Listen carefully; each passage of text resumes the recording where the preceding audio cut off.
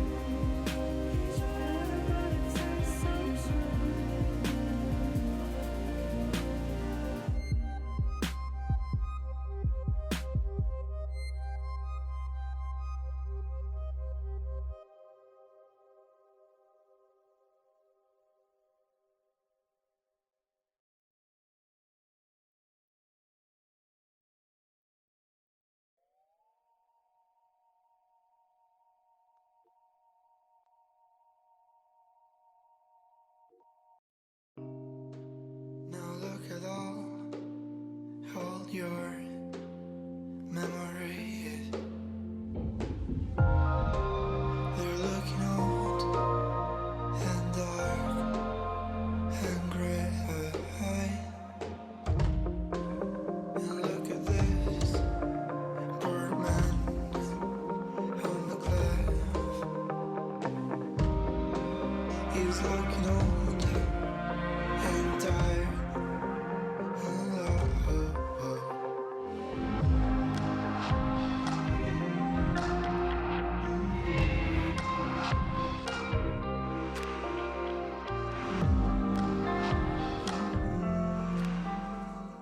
Hey, there's shades to gray, so take my hand. All colors over, from love to hate. You see the boy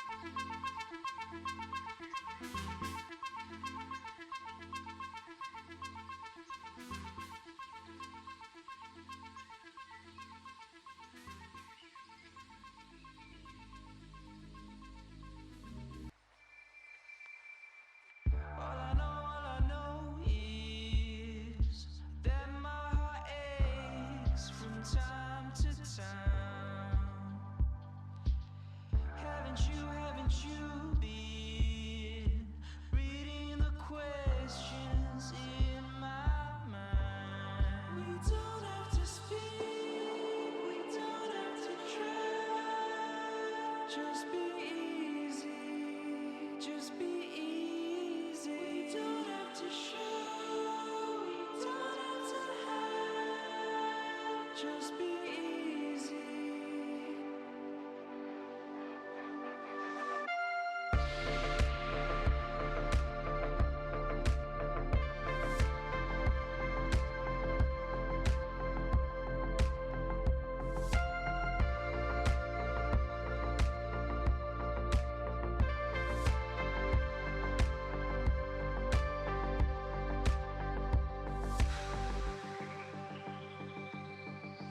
Let it down now. It's much too late to make amends. All I see now.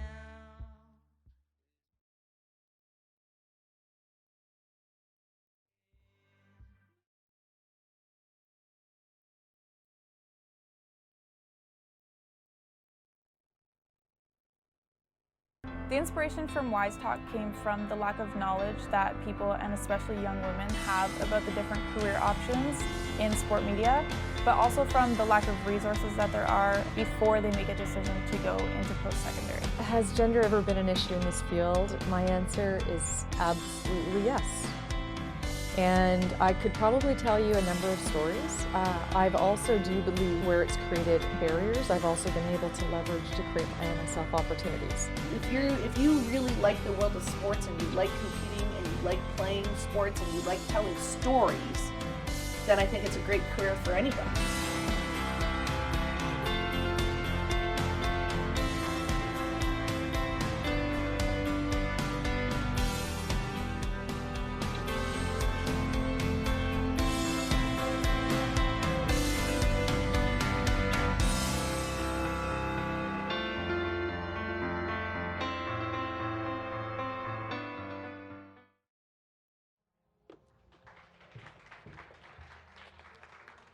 Hey everybody, my name is Sarah Jenkins. I'm a third-year RT Sport Media student, and I'm going to be your host this afternoon for the first ever WiSE Talk. I'm so excited that you all are here. This is just an incredible opportunity that I wish I would have had a few years ago. A little bit about my background. I am a Rams Live hockey commentator, currently the only full-time female hockey commentator in youth sports across Canada, which is pretty cool.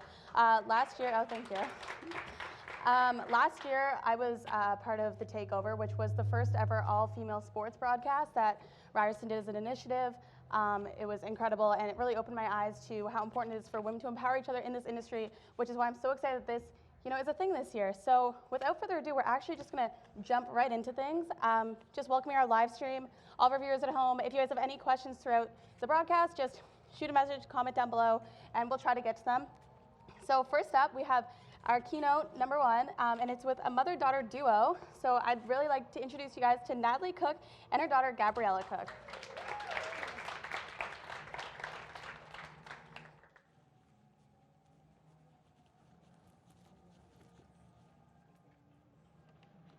Oh, thank you. Hi, good morning, everyone. Can you guys hear me okay? Good day. All these shiny faces on a Saturday morning. Thanks for coming out this morning. We're quite thrilled to be. This is the first time we're doing the mother-daughter thing, so bear with us. We're going to see how this goes. If it works, I don't know. Maybe we'll get a show out of it. Maybe CBC will hire us. We'll see what happens. So first of all, by way of introduction, I guess I'm one of the. I guess you'd call me a Founding mother. Founding mother. Oh God, I don't like that on? term. Yeah. So being a woman in the sports business.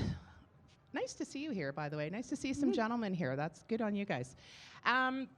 So really want to talk, just by way of introduction, my background. I started in the event management side of the business with IMG, which was some pretty good training at the time. But really where I made my mark in sports was as an athlete representative. So I was an agent. I was called Cherry Maguire in my lifetime. Some of you guys might not remember that reference. Forgot how young everybody is here. Has anyone seen Jerry Maguire, the movie? Oh, God. I'm going to hand it over to the person you can relate to. Hi. Anyways, all that to say, I really did cut my teeth in this business, representing athletes, and really on the business side of the equation. So today we're going to talk to you about the business of creative, because media is a very creative output. And my background has really been on the business side and how do you monetize creative, because the reality is, while there's a lot of interest in working in this industry, sport in this country doesn't happen without money. That's a fact. So anybody here who can sell or wants to sell, talk to me. You will have a job always. I promise you that. The rest of you are going to have to work a lot harder at it, but here's an example of a young woman who did work very hard at it and is now working in the business on the creative side. So my name's Gabriella. Nice to meet you guys. I work for CBC Sports on the digital social team as an associate producer, so building content that works specifically for social and our website, cbc.ca. So it's about creating content specifically to do with sports, so making sure we're on brand there, but also in a way that people of your age would care to actually tune in, which has been CBC's challenge for a little bit. So that's kind of where I'm at right now. We've done a few things together, but So I thought maybe we'd kick off with a video for you to kind of get you in the mood.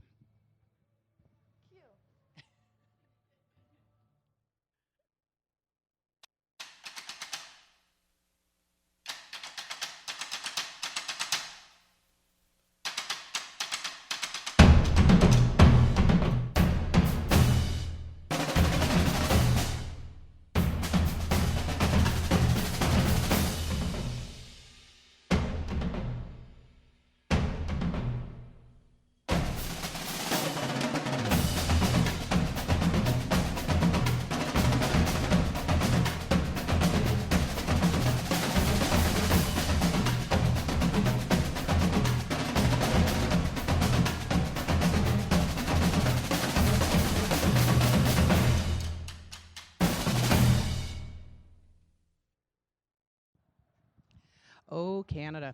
I don't know how many of you are fans of Olympics and Olympic Games, but in terms of, I think, our respective journeys in sport and in the business of creative, we were both rooted truly through Olympics. A lot of people ask me, how did I get into this industry? What was the driver for me?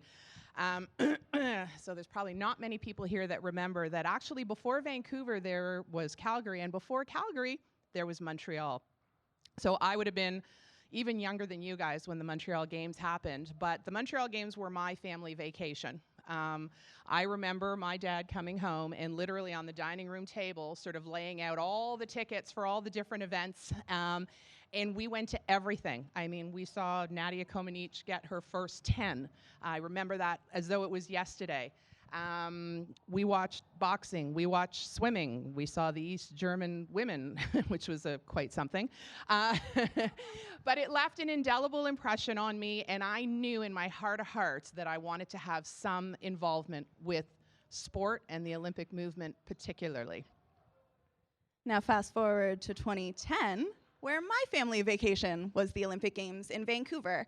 And it was not a vacation for my mom, who I barely saw the whole time we were there. She worked around the clock, literally. But my dad and my sister and I got to go, exactly like my mom did, to all of these events and cheer on Canada and hear the anthem. We watched the women bring home gold at the hockey game. There was so much to dig your teeth into, and that also sparked my love of the Olympics. And you'll probably all remember this moment from the Olympics. So it's always interesting because I don't know, probably a lot of you might remember where you were when that overtime goal happened. For context, where I was in a control room where the average price for a 30-second commercial in that game was the most expensive 30-second spot ever sold in this country. It was hundreds of thousands of dollars, and running the wrong commercial at the wrong time would have been disastrous. The pressure on us from the partners that had invested heavily in these games was significant. So when I talk about the business of creative, it's not just building the creative, but it's making sure it airs at the right time, in the right place. The minute the Americans scored to tie it up, I can only tell you that from that moment until the overtime goal is just a blur.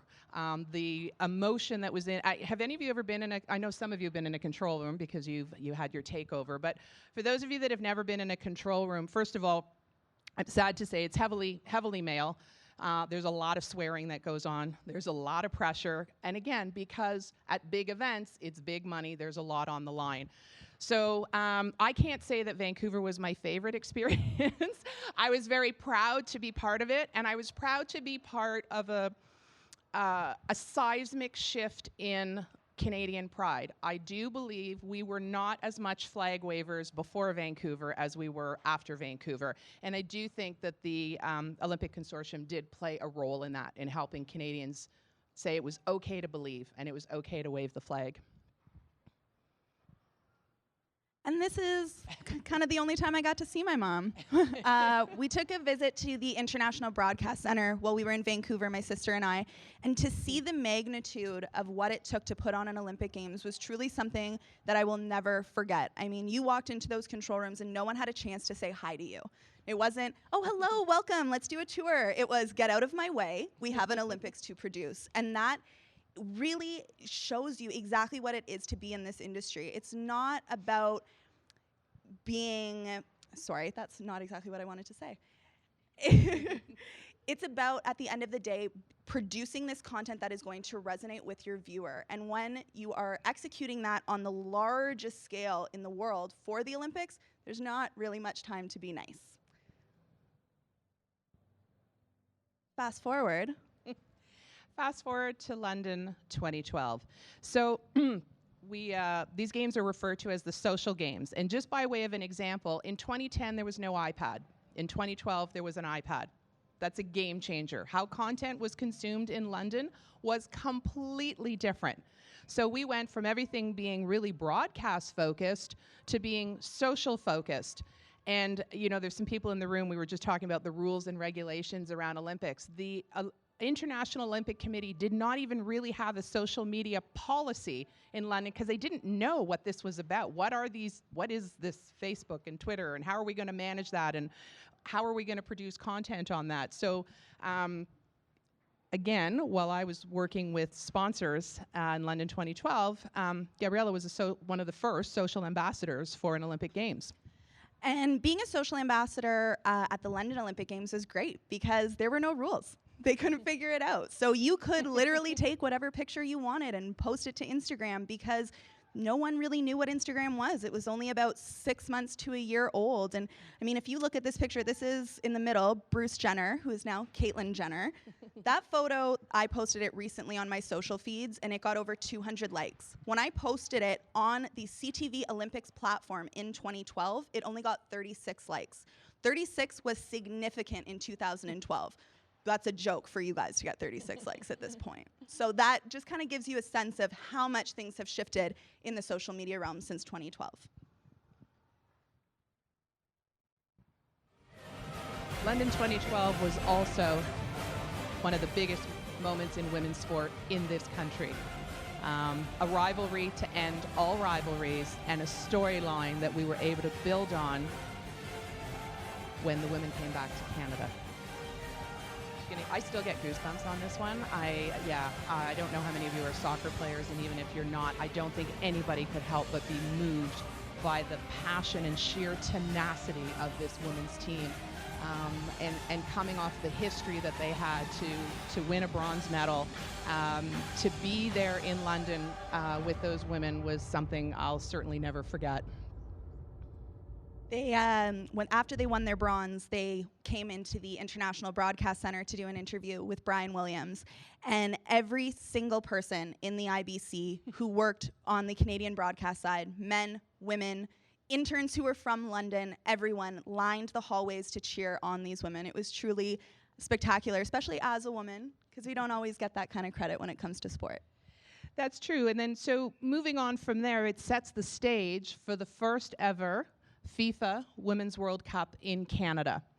This is an ambitious, ambitious project. They're going to have the women play all across the country in venues from, New Brunswick to Vancouver. This is truly a global event. Toronto had hosted the U17, I was going to say boys, I guess U17 men's. But something on this scope and scale really was unheard of in this country. And again, we got to tell the story of the rivalry of the Americans and the Canadians. From far and wide. That song is from the hockey arena, not from the video. I just thought I should clear that up. And country. bit more to a motivational in greater music. goal. Imagine, if you will. We welcome the world for all to embrace. Much more. FIFA Women's World Cup Canada 2015 is coming to TSN and CTV. So again, on the business of creative, we had the job of making this the biggest event ever. Listen, guys, I was going into boardrooms and talking to sponsors about why they should support this, and they were laughing at us. You are never going to get Canadians to watch this. The numbers you've given us are crazy. They're not going to, yeah, some people will watch it, but it's not going to be a big deal. We're not going to spend that kind of money on women's sport. Ha ha ha. Thankfully, we did have a partner who understood it, and that was Coca-Cola, and we worked very closely with them to promote. Really, the goal at TSN and CTV at the time was to make this no different than how we would cover the Men's World Cup. Absolutely not. The same level of coverage. And we delivered. We delivered with a partner in Coca-Cola, who, by the way, did the first ever trophy tour. So the men's trophy tour goes all around the world and has for years and years, World Cup after World Cup. Canada is the first country to do a women's world trophy tour, which was, you know, a massive endeavor. And we took that trophy around the country and built tons of content around it. So in terms of the business of creative, this was finding a partner who understood it. Also happy to say we broke ratings records all over the place. Millions of Canadians tuned in to watch these tremendous athletes.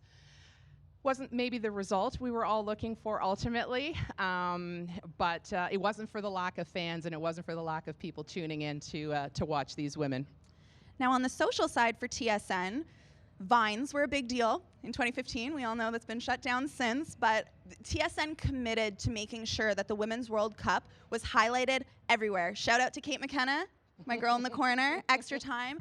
TSN invested in this segment that was about giving Canadians an extra in-depth look on what it is to be competing at the Women's World Cup. That is something that would have never happened a few years ago. Snapchat had just taken off, so giving people behind-the-scenes access to the stadium, the fans, Melissa Tancredi's adorable little niece, who doesn't love that? And of course, in-venue Instagrams.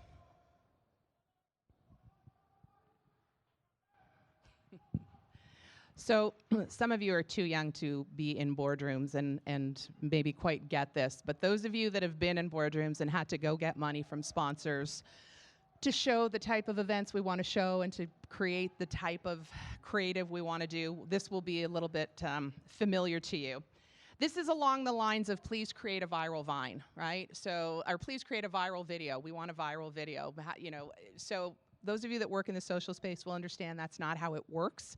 But the reality is we have to coexist with our sponsors. I'm going to say it again. There's no sport in this country without sponsors. There's no sport in this country without the money that they provide for the teams, the events, the broadcast, and everything that surrounds it. The other thing that doesn't happen is volunteers. So no sport without volunteers and money. So always remember that. Just because the brief said to be on brand doesn't mean it's going to be great creative. So I think what I would say to all of you is when you're working in this space and you're trying to build creative, authenticity. So be authentic. If it's not authentic, people will know immediately. So whatever you're going to create, particularly in sport where you have, you know, people will call you out. I mean, I remember some of our promotion guys, you know, creating promotions of skaters that were, you know, taking off on the wrong foot. I mean, that's a technicality, but if you're going to show sport, you have to show it correctly.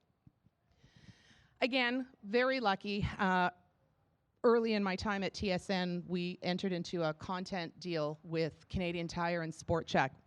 And Sport Check made the decision that they wanted to get into sport in a big way. That's authentic. They're a sporting retailer. Makes a lot of sense. Most of you know now that they're involved in basketball. But a couple of years ago, they did not have that brand recognition, particularly in the Toronto marketplace. So they decided they were going to work with the Raptors. They were going to support local basketball. In fact, we had the first ever all-Canadian high school game in this very venue that was supported by Sport Check. So we did some work for them and said, how can we help you? How can we help you talk to that audience, and what would be authentic? And what we realized is that there were stories, neighborhood stories about basketball players, whether it was from Vaughan or Martin Grove or Rexdale. My North was born. So sort of feeding off the We the North, this was about My North and our basketball neighborhoods. I think this piece still holds up 3 years later, and it's a piece of work that I'm particularly proud of. Would these streets tell tales of lines drawn in the sand, battles and scars, these outsiders from the north, these four lines, these cages, these sweat-drawn floors. If they could talk, they'd have something to say.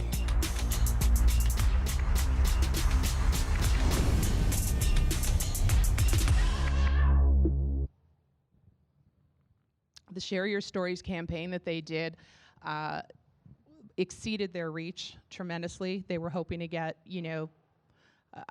a reasonable level of participation, and they actually blew the doors off this promotion. It was quite successful, and they remain very involved with basketball. If any of you have ever been to their store right by the Air Canada Centre, they're the old Real Sports, we used to call it, but if you go to the Sport Check there, you can see they still run this video in the store occasionally at their studio. It was award-winning campaign. So again, something we're very proud of, and something that shows you can integrate a sponsor and a sport if you do it properly and authentically, so it doesn't just look like a 30-second, brand commercial. Now, another way that brands and broadcasters work hand in hand, I worked at the Someday Space in Rio this summer for the 2016 Games. And the Someday Space was initially created as a social lounge. So an area for athletes, as you can see, to come engage in the social conversation back home, because due to some internet restrictions, some of them couldn't communicate back home. Take some photos as takeaways, get their makeup done before going on air with Scott Russell. And just overall kind of taking a moment to relax after competing before addressing Canada for the first time. And we did things like Facebook Lives, just creating videos into messages back to Canada, photo ops, pretty well every social thing that you could think of within the Someday Space. And then they'd head up to go on primetime with Scott Russell. Yeah, I think, as I look to those of you that are going to be looking to enter this industry in many different roles, depending where, whether it's as camera people behind the scenes or hosting in front of the scenes or on the business side, creating partnerships. When we talk about creative content, we are talking in this case primarily about video. So I'm not talking just about, network television. We've shown you a lot of big events, but this happens on every scale all the time. And really what this slide, it's a ton of information, so I'm not going to read it to you, but essentially what it does tell you is that video content creative works. It is compelling. If it is compelling and engaging, it can absolutely move the needle for brands. And the brand might be Sport Check, or the brand might be an athlete, or the brand might be watch CBC's coverage of the Olympics. But in the end, we do know that using video up front in any of your communication will increase the pickup by over 80%. So understanding content and how to use content appropriately is really quite critical moving forward in this business of ours. And just on the social side of that, I was in a course yesterday about Facebook, because I know that all of you are mostly on Instagram and Snapchat now, but Canada is still primarily on Facebook. That is how Canadians consume their content on social media. Dominantly is on Facebook. So video rules at the moment. Facebook works on an algorithm. So if you're building a video, you're going to be bumped higher into the algorithm. The video is always going to bump you up. If you open your video with a big brand logo, you're going to lose points in the algorithm and get bumped back down. So you have to find ways to integrate your brand into your videos authentically, just like my mom was saying earlier. Yeah, I think this is a global snapshot, but it's very representative of Canada, just again, in terms of how active people are on the different platforms and where they're consuming their media. So while, there's a lot of broadcast quality equipment here and people wanting to work in either live sports, television, I guess what I would encourage you is those platforms are evolving. So, Facebook Live, people are doing press conferences on them, sponsor integrations on them. There are some audiences on social, frankly, that are larger than traditional broadcast in some cases. So I would encourage you to look beyond just what you're seeing today as the screens. Don't think about what necessarily the screen it's going to land on, but just think of it as content a little bit more holistically and how you can be creative in that space. I think we're going to... Oh, can you stop that for a second, please? Can you stop that video? Thank you. So before we show you this video, I want to tell you a little story about this video. So I'm going to have a proud mama moment here. So it's very, you know, I joked about viral videos, and everybody wants their video to be viral, and how do you create that? And you don't. I mean, it happens organically and with the right content. So again, some of you might not know the gentleman we're going to watch in this video. His name is Mark Tewksbury.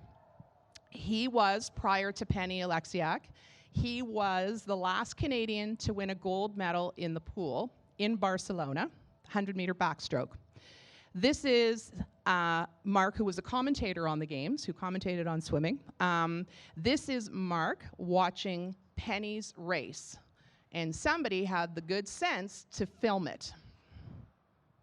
You can show the video. 1.5 seconds. There she is in third spot. The Australians have got this. Move over, Penny. Go on the rainbow. Get away from her. Hold on. Oh my God. Landingham says Oleksiak is a great cruiser. Coming over 25 meters and Crawl Jojo is coming. Penny Oleksiak. Yes. Come on. For a bronze medal. Canada has not won a medal. Oh my God. Oh my God. She's gonna do it! She's gonna do it! Oh my God! Yeah! Woo! Oh my God! So this was all of us watching this race, right? I mean, it's so authentic. It's so Mark. The response this got was crazy. I don't even know how many. I mean, it was over 800,000 views, I think, the last time I looked at it. This was Gabriella's moment of the games, I have to say. This was the video that sort of knocked it out of the ballpark. Fun fact for you guys, when Mark won his medal in Barcelona, I was his agent. So there you go. And that was the year I was born. Hey. So we thought we'd keep some time for questions at the end. I really encourage you, please don't be shy. We're very approachable. You can ask us any crazy question you can think of. Sadly, we are not able to stay. I know Gabriella has to go to work, and I have a board meeting this afternoon. But I would encourage you, if any of you have any questions, by all means. Oh, all you shy people, come on. Saturday morning. I know, it's Saturday morning. Yes. No, you go. A couple things, but in very different capacities. So in London, we were both there. I would start my days at about 7:30 in the morning, make my way to the broadcast center to work as the receptionist. Thankfully, my mother forced me to go to French school, which has allowed me tons of opportunities to do work like that, pick up phones, which has also opened doors. And then in the afternoon, I'd head to events to do some social coverage, which meant that sometimes I could hang out with my mom while she was at events as well. But I think Women's World Cup was kind of the first time that that I was working more than interning. Yes. When did you know that you were in the right industry? Like, when did it feel right? That's a good question, because there were days it didn't. There are still days it doesn't. I think for me, probably in my early days of representing athletes, that was something for me to be able to, I have such respect for Olympians. And it's interesting because at IMG we had hockey players and golfers, and I was not at all, not that they're not all fine athletes, that wasn't an area for me. Where I felt I could make a difference was helping Olympic athletes. Like Mark, I worked with Kurt Harnett and Marnie McBean, Shaylin Bourne and Victor Kratz. So in that era, it was just the beginning of athletes kind of understanding their value. And so, this was a time in the country when figure skaters couldn't even earn money. It had to go into a trust that the association owned. They didn't even have access to what belonged to them. We went to court and fought that. So some of the rules that are in play today are from 25 years ago when we took that on. So that's when I felt like I was in the right place? I felt like I was in the right place. When I was in second year university, I was at McMaster. I was feeling a little lost, and I had this really great opportunity to go to London. And thanks to Pat Sidoli, who's one of the most amazing women in the world, she invited me to come on and to work for her. And when I got there and I saw that your job could be something that you were so passionate about, and that you could actually make a living in creating content around the things you love, that's when I felt like this was really what I wanted to be a part of. Yes.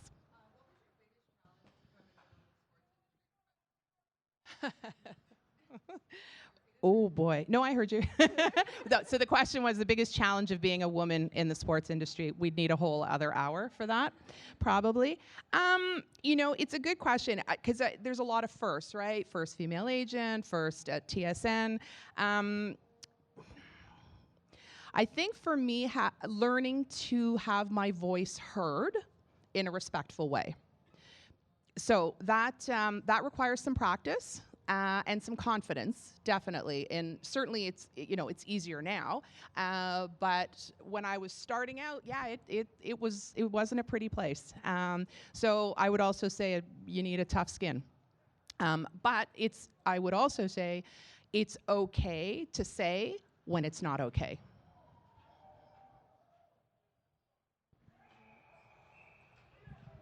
Anyone else? Okay, well, thank you so much, guys, for coming out. We really enjoyed this. Happy weekend.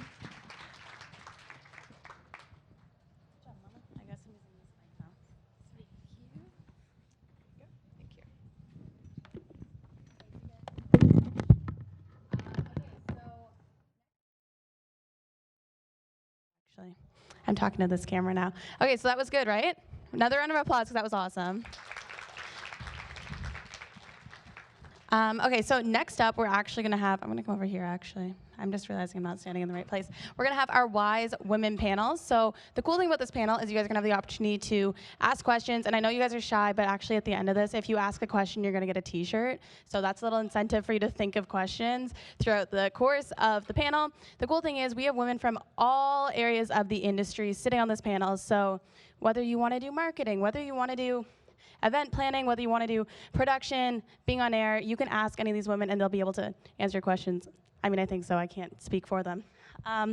But so if you have no idea what you want to do, this is the perfect panel and the opportunity for you to ask questions. Also, viewers at home, make sure you comment below. We'll try and get to your questions as well. I can't give you a t-shirt through a TV screen, but it's just the thought that counts. So without further ado, let's welcome our WiSE Women panel. So let's welcome Laurel, Megan, Nadia, Bailey, and Kate up to the stage.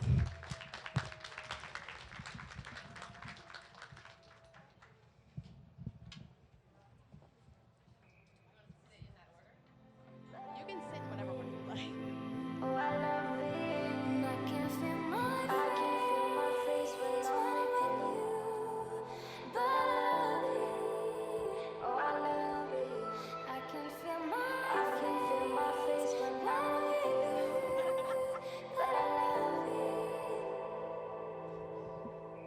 Perfect. So welcome. I'm really excited for this. So basically, first off, just so you guys can introduce yourselves, we're just going to go down the line. Tell us a little bit about yourself, who you are, and I guess why sports. So I'm Megan McPeak. Right now, I'm currently the play-by-play announcer for the Toronto Raptors D-League affiliate of the NBA D-League with Raptors 905. I'm also the game day host for the Toronto Raptors on TSN Radio, and I'm also a host for Home Court, which is in its first season.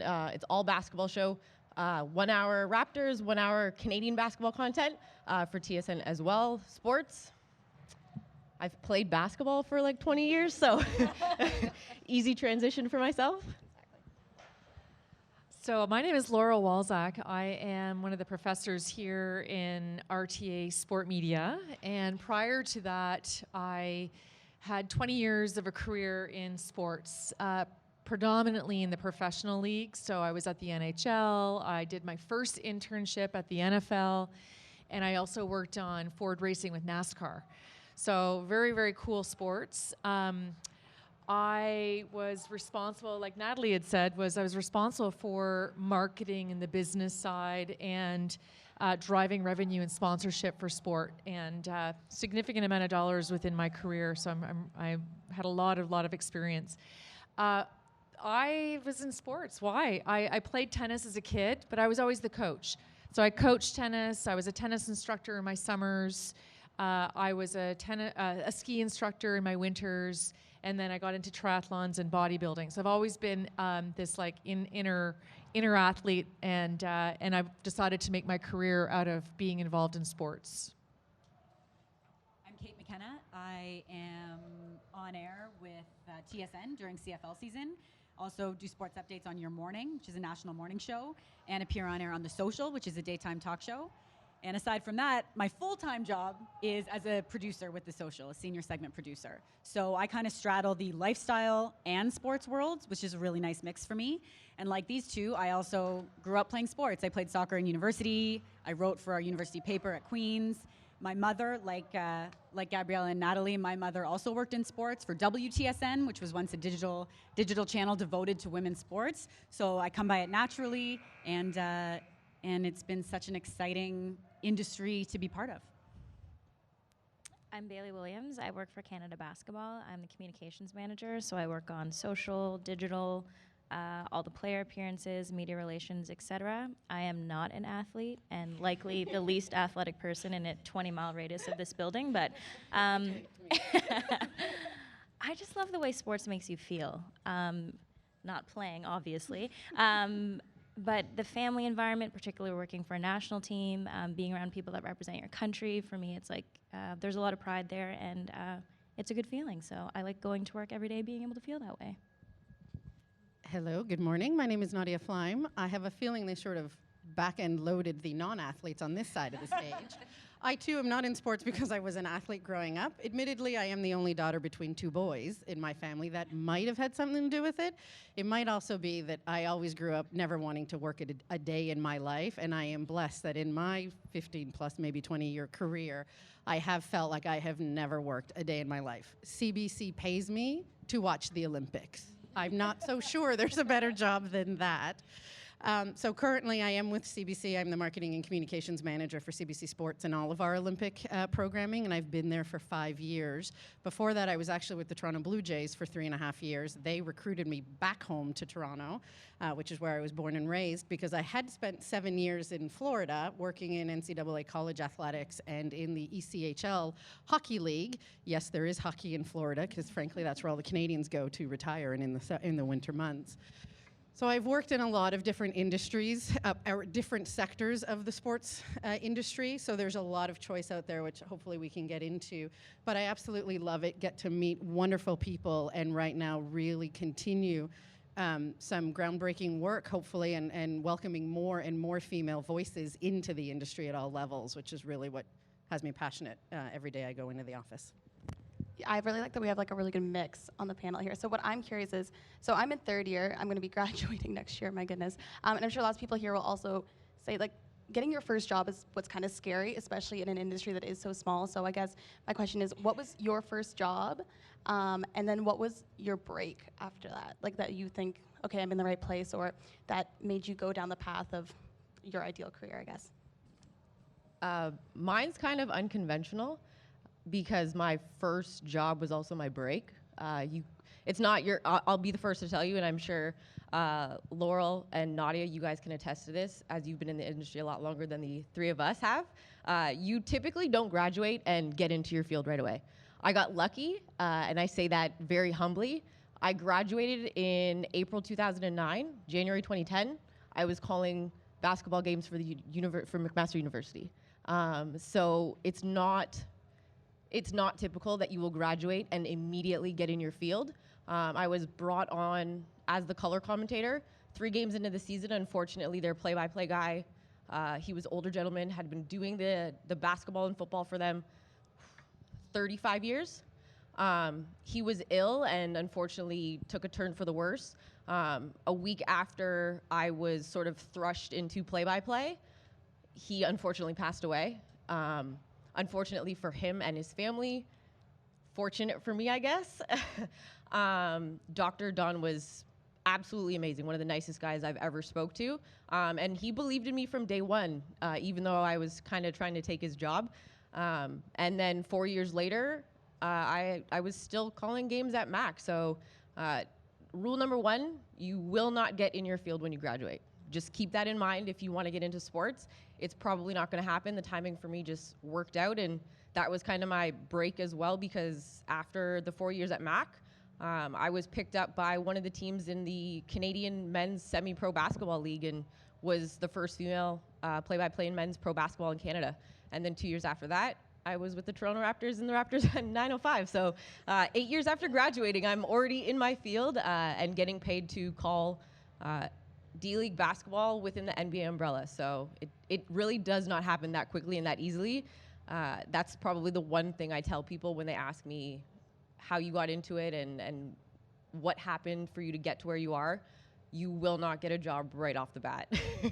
Megan, maybe you could comment on, though, you had tremendous determination and perseverance, though, and that is a big part of where you are today, though. So you don't necessarily, in your experience, I didn't get a job either, but I interned, I volunteered, but maybe you could talk a bit about that, because I think it's the perseverance and the fact that you kept your eye on the ball.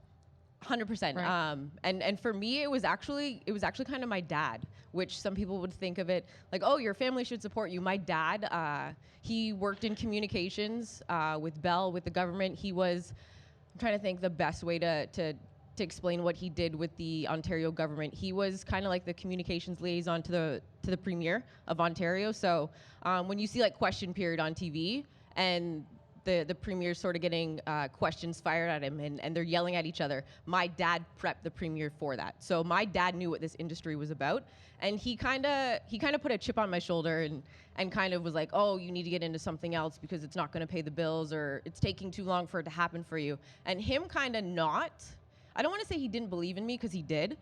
I think him kind of being a little tough on me and giving me that chip on my shoulder made me want to work harder to get to where it was. So unfortunately, because I didn't intern, I didn't really know what I was expecting or anything like that. And yeah, I just sort of kept my eye on the prize and kept persevering and making sure that I got to where I wanted to be. And I set a really lofty goal for myself before I graduated. And I wanted to be the first female play-by-play announcer in the NBA, and I'm still determined to do that. So after I graduated, so I went to Western, and then I did my sport and event marketing at George Brown College, and that's where I interned at the NFL. And at the end of my internship, when I graduated, I did something completely not smart. In fact, actually, it was stupid. I chased a boy to New York City. And I don't do that. Do not do that. I saw myself wanting a career in the Big Four, and I wanted to do it in the U.S. But I was following this boy in investment banking, and I volunteered at the YMCA there and did a number of different things in sport. And after about 6 months of being there and living this life, I said, wait a second, this is his career, not mine. And it was the best lesson that I could ever have learned, and I've never looked back. So I came back to Canada, and after probably spending 4 years at Western and 1 year at George Brown College, and had this sport career sitting right in front of my face, I decided to grab the bull by the horns and take it. And it's amazing because I have also, like you, and I think maybe my playing in sports, I have this tremendous competitive nature to me, and fiercely determined.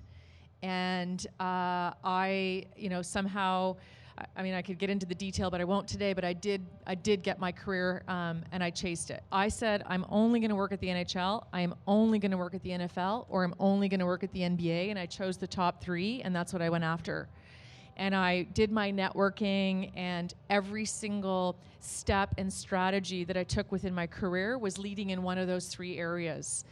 And now the stepping stone, I worked for the agency for Ford Racing with NASCAR, and I got that through my experience working at Molson. So I worked at Molson Sport in racing, and then got into the NASCAR area. So there's these interesting stepping stones to get to where you are, and I would actually argue that I had the world's best kept secret, the top sales job in all of sport in this country at the NHL.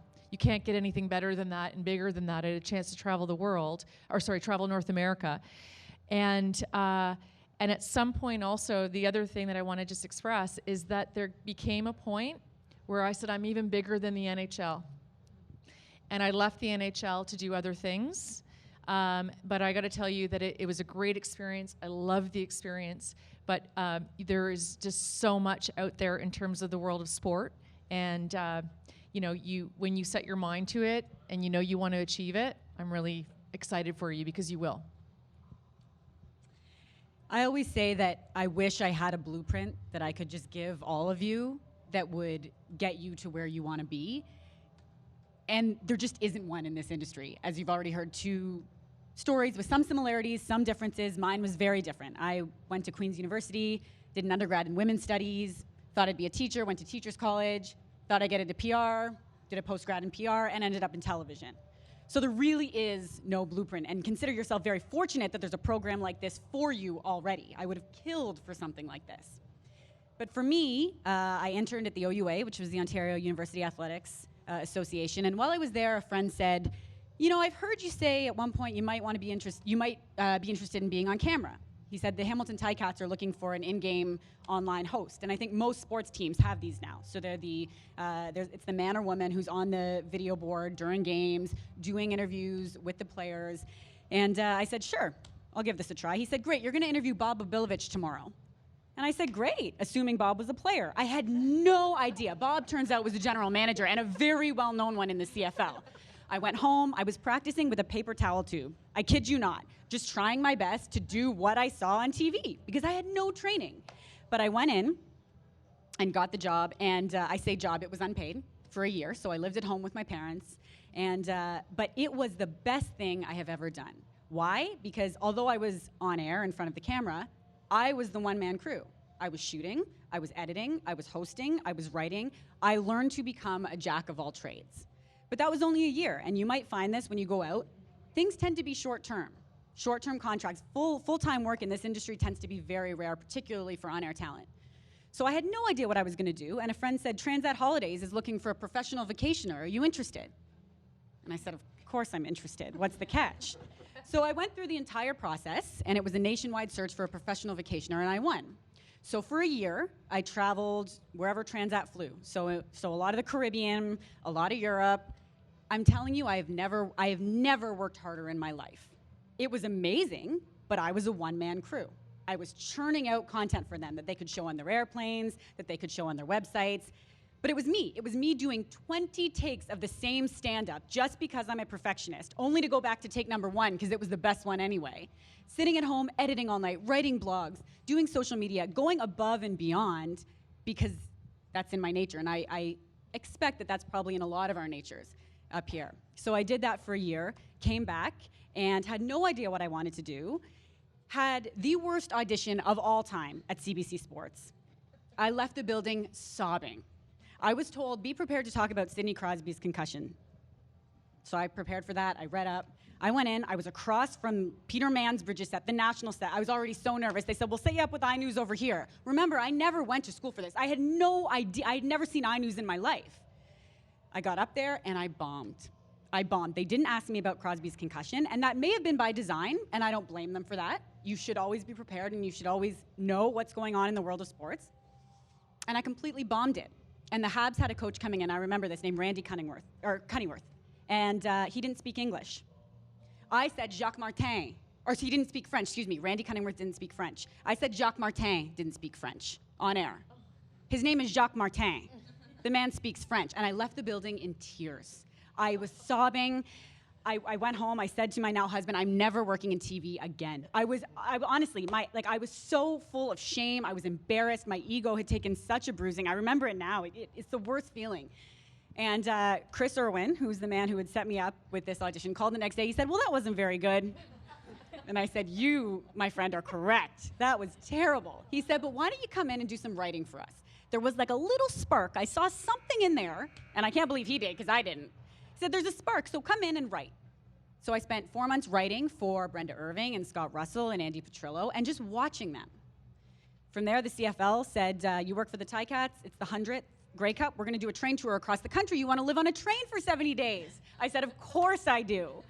So did that, and someone from TSN saw some work that I'd done, gave me an audition, and that was that. And I realized, like Megan said, my path is very untraditional. A lot of people, particularly on-air people, have to go to small markets before they ever get to a big market. But what I will say is this. Although I might not have been the most talented person auditioning for roles, there was nobody more prepared than I was. Nobody. Even if you don't know a thing about the subject that you're going to be on air discussing. I had no idea who Bob Bobilovich was. I didn't really know much about the Ticats. I had no idea about the CFL. You research. In sports, it's called sweat equity. It's the most cliche phrase of all time, but it's true. You put your head down, you grind, and you show up more prepared than anybody. Because then at the very least, if you don't get it, you know you did the best that you could.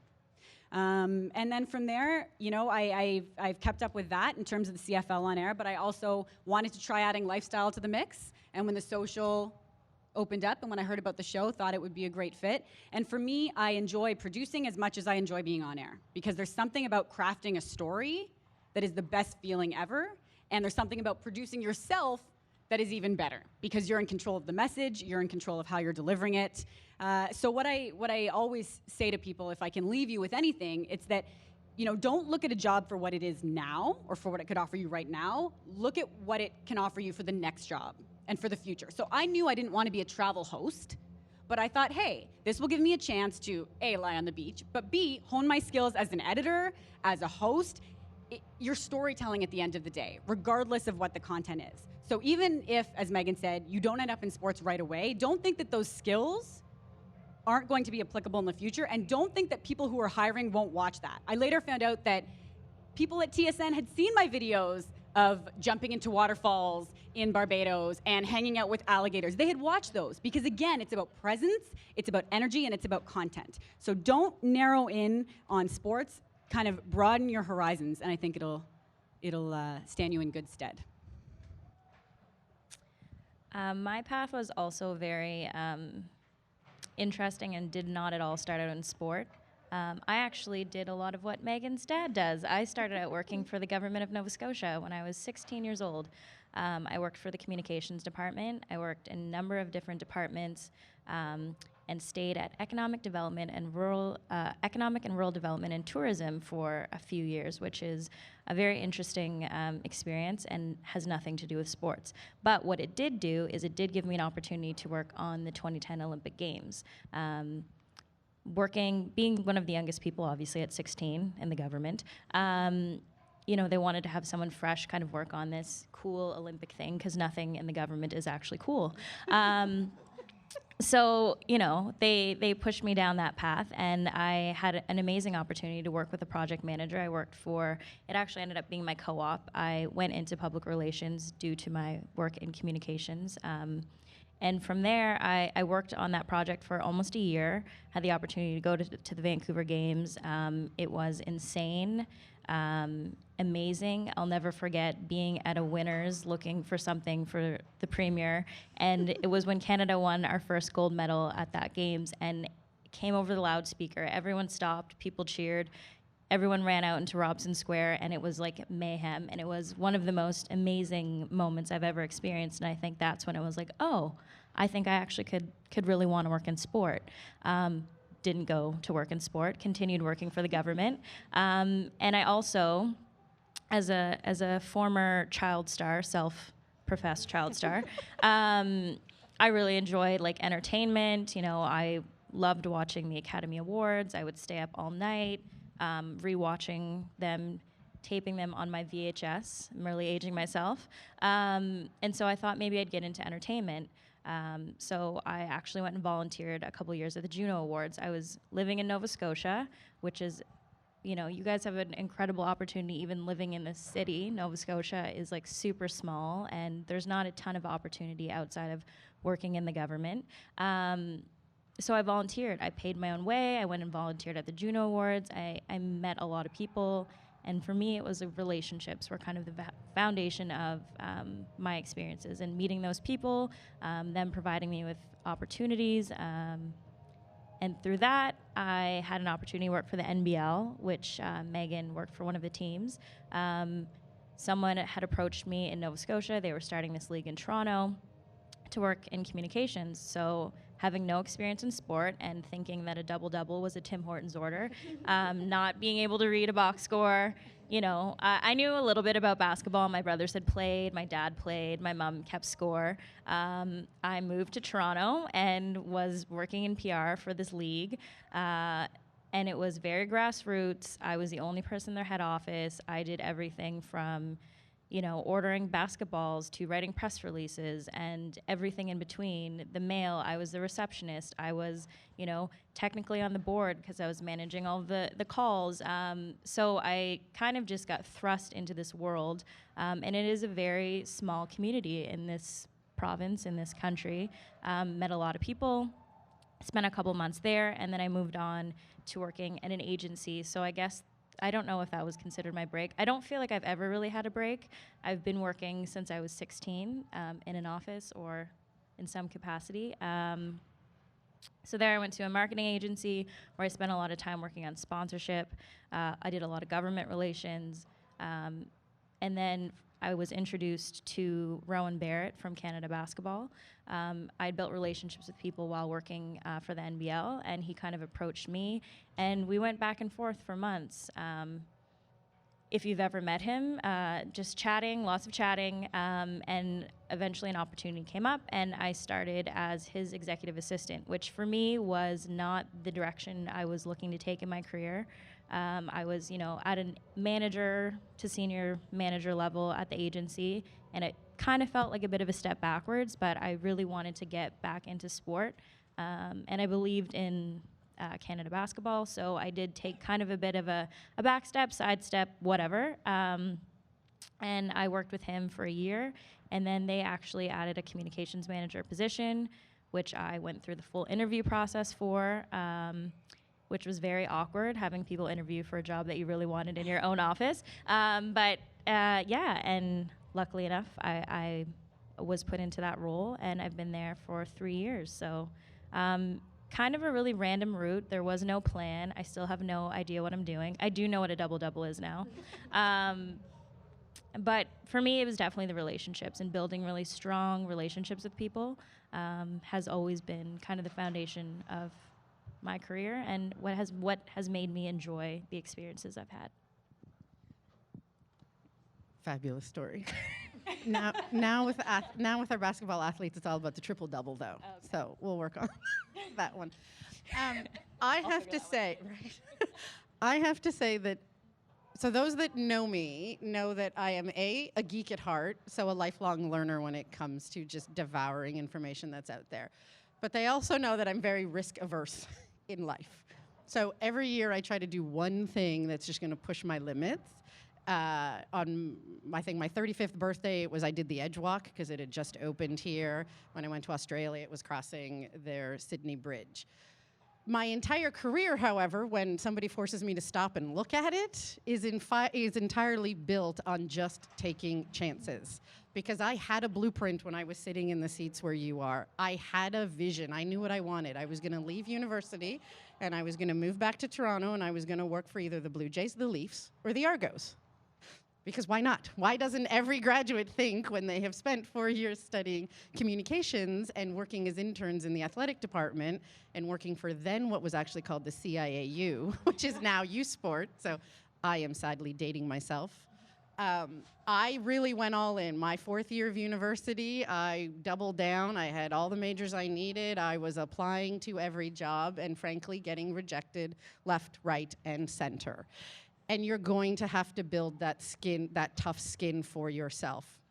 Now, simultaneously, my professors were looking at me saying, listen, we see something in you. You love learning. If this is really the industry you want to get into, then go where the experts are. And 20 years ago, because yes, I graduated in 1998, God help us all, the experts were in fact in the US. There isn't a bigger market that does athletics quite the same way the Americans do. when the Little League World Series on ESPN is going to be that big, and Friday Night Football, for which they created an entire TV show on in Texas, is going to be as big as it is, you know that if you want to learn from the best in order to, frankly, beat the best and or help continue to drive that in your own country, you're going to head down there. So I'd applied to do graduate school, and I, in fact, did complete my Master's of Sport Management at Florida State University. I always crave smaller schools and one-on-one learning. Ohio State was really kind of where I wanted to go, but my experience in just their admission process, I'm like, I cannot be a number. If you can't figure out what my name is, I'm not coming there. And that was the first test of, I mean, I knew, but you know, by the time I went to university, I was going to leave home. That was never a concern to me. I'm a first-generation Canadian. My parents, you know, set us up well in terms of go wherever your dream is to go. But I went down to Florida State, and I kid you not, for the first 6 weeks, I didn't understand anything anyone was saying to me. And they didn't understand me. I now every so often do drop down a y'all when I need to speak to my friends back down there. And that was very scary to me because I didn't know. I wanted to get in, and in 9 months, I completed the entire master's program because my goal was very much get in, get out, go home, and apply what I had learned. And again, get in, get out, didn't quite work out that way. Still, the Blue Jays didn't want me. Still, the Maple Leafs didn't want me. And again, that was a bit tough, but it kept my eye on the prize. And I'm like, well, you may not want me now, but you're gonna want me at some time. And I kept working hard. I kept just volunteering. I actually walked into the women's basketball office at Florida State all those years ago, and I said, you can't pay me, but I wanna work for you. And those are some of the sacrifices we have to make that, you know, even to this day, I feel like sometimes we make, given that we work 24/7, and you do not get into this industry because you think it's cool or it's going to make you rich. Please don't think that, because that's not going to happen. But I walked in there, and those are relationships I still have to this day, because as I completed my master's, there was also a hockey team in town, so as Gabriella said, in terms of learning another language or having another language, there was the ECHL hockey team who was at that time affiliated with the Montreal Canadiens and the Edmonton Oilers down in Florida, and I spoke French. So I was volunteering with them as well, and before I knew it, they were like, okay, well, you're graduating. Why don't we just hire you as our marketing and our communications person in the office? And I did everything there that I could, but it was never really a path I thought I'd be on. Then Coach Sue walked down the street and said, hey, Nadia, we want to take you from there and bring you into our office. And it's interesting because at that time I said thank you, but no thank you.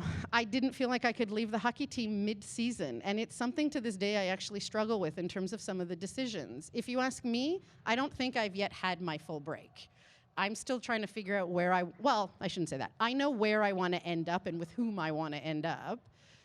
I'm still figuring out the path to get there, and that's what I think all of us need to consider, is that it's never a straight line. A to B doesn't actually exist. My path has got something like this and up, and I don't even know.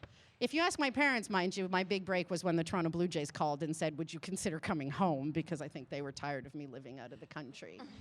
But it is just those connections. It is a small industry still here in Canada, as it is in the US, which means the people you're meeting now are the people that are likely going to be the ones that open the doors for you. And as long, what I have found is if you keep that idea of wonderment, if you keep the fact that it's a privilege to work in this industry, I think probably for Bailey and I, a little bit different potentially, I'm not actually sure, but the storytelling we do from the side of the business we're on that communications PR, and I've added marketing. I don't actually watch commercials, and yet I'm tasked with making commercials that will drive record audiences to our Rio coverage. The good news there I have discovered is that if it makes me want to watch the commercial, then I know it's going to be a winner. But it's a privilege to work in that industry, and I take it each day. I try to continue to grow and develop and figure out which step is going to be next, and then I very gently put a foot there, and if the ice cracks under me, you just kind of know it's going to be okay. You've trained hard, just like an athlete does. You're ready to go, and if you need to ask for help, there's no shame in doing that and asking those people around you. So actually, your point of saying that you decided not to leave the hockey team like mid-season actually leads us into our next question. We have a Twitter question from Elizabeth, and she's asking if you guys ever passed on an opportunity that you then looked back on and said, like, oh, I wish I had taken that instead, or passed up on something that would have led your path maybe to something different that you wanted to do. Can I go first? Yep. Yeah, you don't have to go in this line the whole time. Megan. I actually don't. I try not to live with regrets. The idea of if I had done that then, would it be any different? I don't question where I am. I am right here where I'm supposed to be at this moment in front of you guys as far as I'm concerned, and probably getting 3 emails from Scott Russell wondering why I'm not in the studio right now, because I did think I was going to get there today. But every decision you make at the time you make it is the right one at that time you make it. And to question it afterwards, I don't know that is fair. At least for me, it's never the right thing to do in my world. That said, I did turn down Coach Sue the first time she asked. As the hockey team then had to leave the state, it was being relocated by the ECHL. Coach Sue had a different opportunity available to me.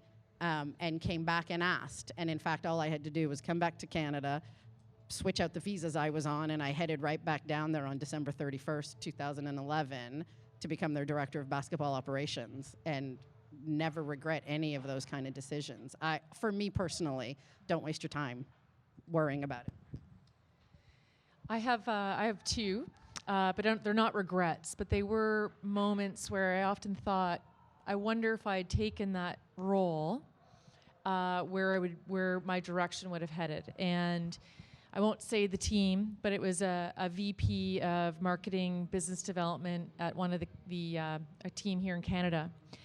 And it was in a small market.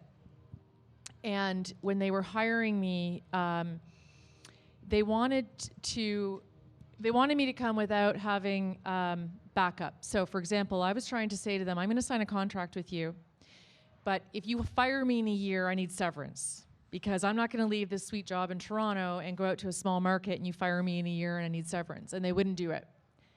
So I had accepted the job, actually, and then I woke up in the middle of the night bawling. I really did. I was crying. I'm like, this is not right. Every single male player in every single sports property has a contract that has some sort of severance in it, and you can't do that for me as a female moving out to a small market. So I called them and retracted it. And I always wondered about that, if what would have happened. But it also could have turned out negative. It could have turned out positive. I don't know, but I don't regret it. The other one was when I joined the NHL, because a company called Campbell & Co., which was Ford's sports agency in the U.S., and I was traveling back and forth to the U.S., I opened up their Canadian office here. And while I opened up their Canadian office here, it was about 9 months or so that I was into it, I pitched the NHL about Ford. And when I was pitching the NHL, the managing director said, we have a job here, and we're interviewing at this time. Can we turn this pitch into an interview? So talk about right place at right time. Really liked me, loved what I had to offer. So the NHL offered me the job, and I remember calling the owners of Campbell & Co. and I actually disagree. You can get rich in this industry, okay, and make a lot of money in this industry. At 30 years old, I was making $150,000 at one of the organizations, okay? So there's a huge opportunity. And then you get into commissions, and you get into sales, and you get into revenue, and you get into other opportunities, and there is lots of opportunity, okay? And the other thing that we need to think about, actually, I'm going aside here, is pay parity. So if you think you're not making a lot of money, you better ask what your male counterparts are making, because I'm sure they're making a little bit more. So we have to be looking at these issues. But going back to the Campbell call, I remember calling the owners of Campbell, which was about a 200-person agency, saying, I'm leaving here for the NHL. And I always wondered, because I had opened up the agency here in Canada, what that would have looked like, okay? But it was the best decision for me at the time, and I have no regrets, but I often wondered. So I do agree that sometimes you get these opportunities. You never want to burn a bridge. I think it was very admirable that you did not leave during the middle of the hockey season. I think that is critical. And if somebody wants you, saying to them, you want me, you'll wait for me. We have to kind of have these strong confidence in ourselves to make those decisions. So, yeah, I don't have the regrets, but I wondered, and I don't wonder anymore. But when you bring it up, I think, oh yeah, that was interesting. But I'm happy about the decisions that I have made. One of the things that you said that resonated with me was that you trusted your gut. When you woke up in tears, that was a sign to you. And sometimes your body does send you those messages, and I know for me it does all the time. In terms of two moments, kind of pivot moments where I could have gone the other direction, one was when I got accepted to the Masters of Journalism program at Western while I was already working in the industry. And I wasn't getting paid much at all, and I was on a week-to-week contract. Didn't know that existed, but it did. And I had no idea what to do, because you think higher education, of course, learning can never be a bad thing, but I turned it down because I was already where I wanted that program to get me. So it's something worth considering for sure, especially in this industry. Sometimes lived experience is more valuable than academic experience. Not always. I'm certainly not saying don't go to school, but just consider what you're going to school for. And the other one is, I was working at TSN after I'd done the CFL Grey Cup tour, and didn't really have a real contract there, and was trying to figure out what I wanted to do, and had been involved with their CFL coverage, but CFL, of course, is only about 6 months of the year. And I heard about this show called The Social starting. Didn't know much about it, but it intrigued me, because as much as I love sports, I also love books, and I love TV shows, and I love pop culture. And it was a full-time job as a producer. And I remember thinking, I know I want to be on air, but this is a full-time job. And I remember telling my bosses at TSN that I was leaving, and they were shocked, because most of the time when people get to TSN, they don't leave. Because in this country, it is one of the biggest, if not the biggest, sort of sports environments for broadcasters. And when I told them, they were shocked, but I said, this is a full-time job. I don't have a full-time job here. I'm gonna go and take it. But to your point of not burning bridges, I'm still with TSN. I'm still doing CFL coverage, and now I'm on air on their broadcast once a week while producing at The Social. So follow your gut, and if you don't build bridges, there's no saying you can't go back. And sometimes absence makes the heart grow fonder, and it's when you leave that people realize that they really missed you.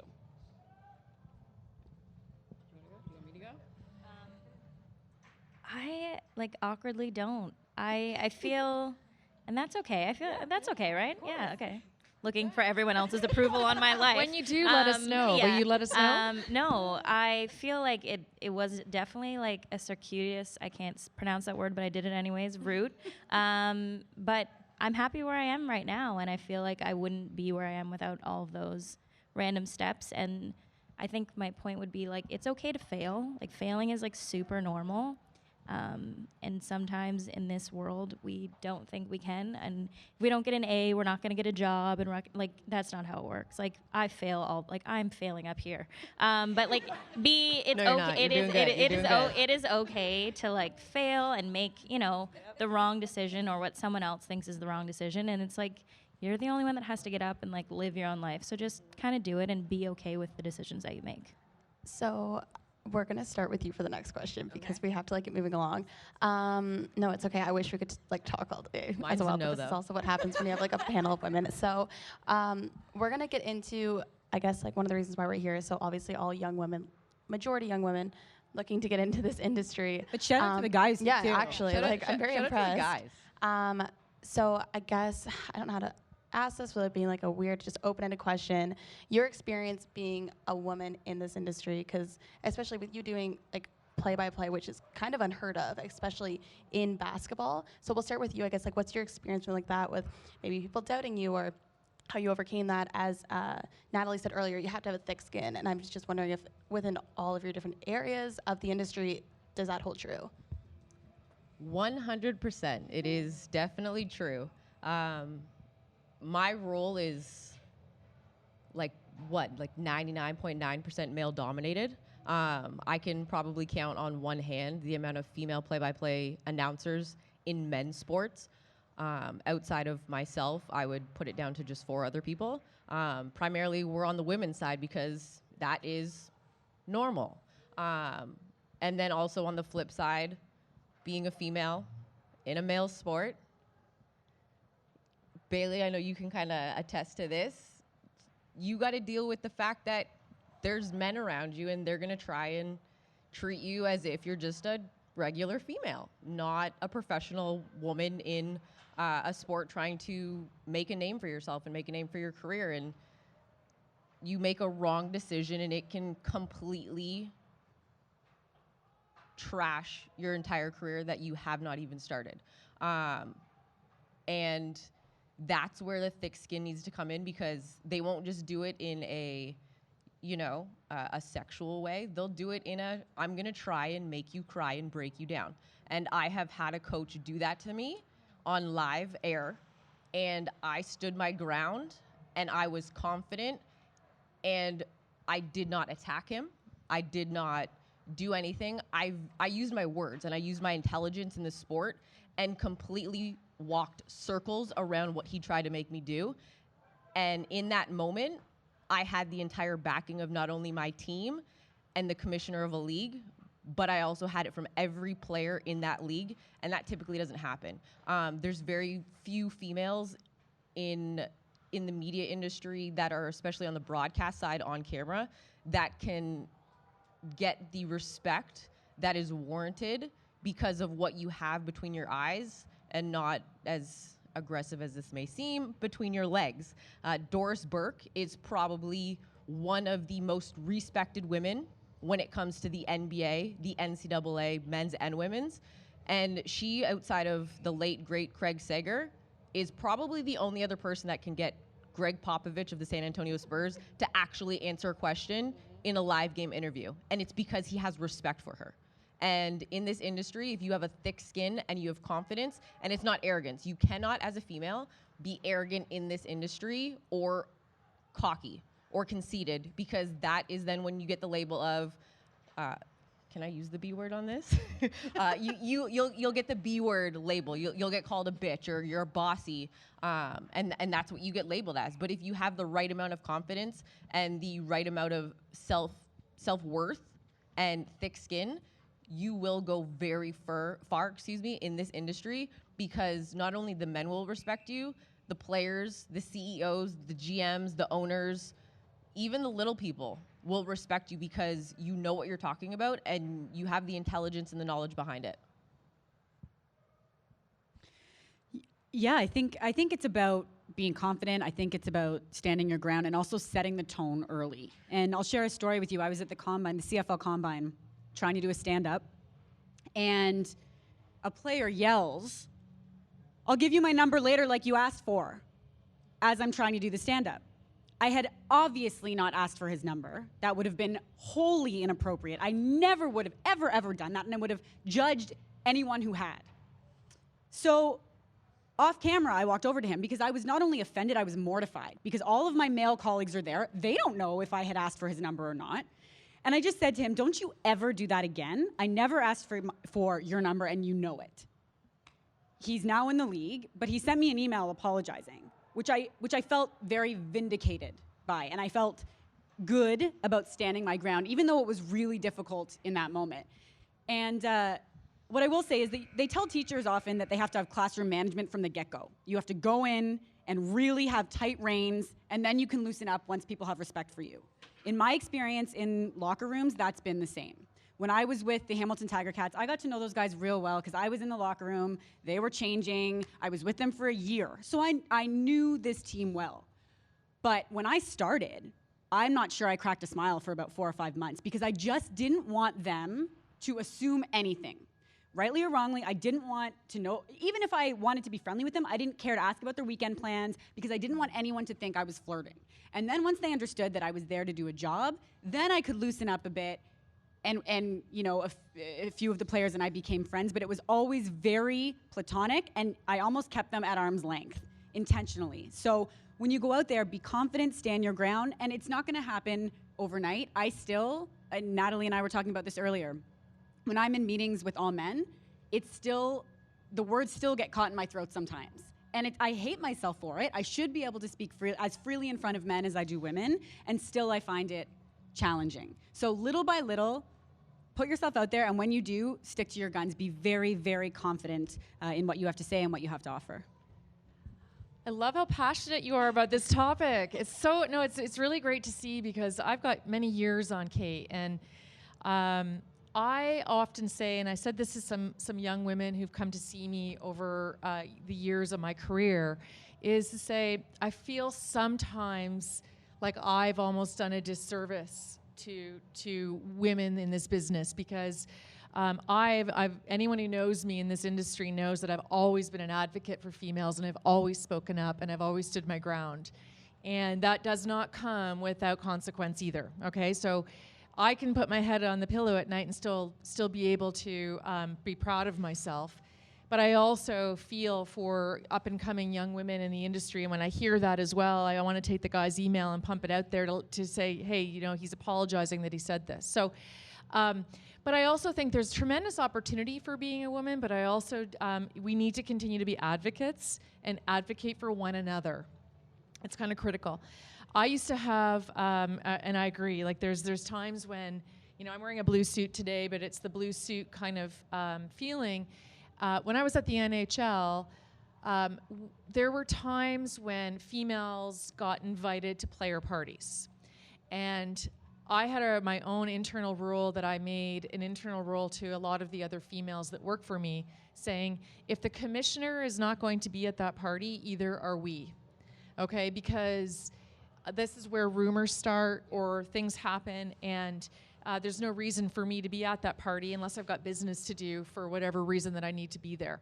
And also where you do not want to set yourself up for something to happen. Not that anything would happen, but you never want to put yourself in a position where a rumor would start as a female in the business attending a player party, as an example. So smart decisions like that. The other thing I just would like to express, it's really important as well to have other male and female champions in the industry, so that when these things happen throughout, that you have somebody within your organization that you can go to talk to about it, not because you're crying about it, but because you're like, how do I change this? What should I do differently? This is what I did. What do you think about it? How can I improve? And also for that person to also let others know that it's not acceptable what that player said. And if that player had said it on the field while he was playing, then he'd be disciplined, right? So there is a code there. And having someone champion within to make sure that you're also watching out for your career and these kind of inequities that can happen is important. In addition to the inequities that happen, there are also unbelievable opportunities to leverage, and that's the thing that I think is great to notice about the two, because you need to fight for the inequities, and then you also need to pay attention to the opportunities and turn them into something very positive. And I'm here advocating anytime you want to talk about anything, or you want me to be the speaker about something as well, is you know, also being 20 years in the business and being known for being outspoken. I don't mind sometimes being the bad woman where I can speak out and be the bossy bee. I don't have a problem with that. So that's also where you have to be careful, because you're managing your career of where you're going to be. But being confident and believing in, you know, possibly also the way that you've been raised, or you see other women that you aspire to be, ask them what they've done and how they've handled situations, because they can help you.